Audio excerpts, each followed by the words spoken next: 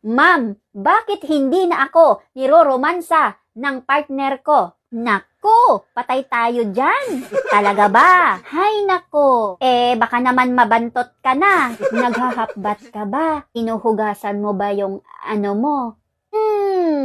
Nako, baka hindi mo na ginagawa yan. Hay nako, Inday, kung ikaw ay maasim-asim na, tapos wala nang panahon sa sarili, hindi mo lang naghahapbat, ay abay-abay.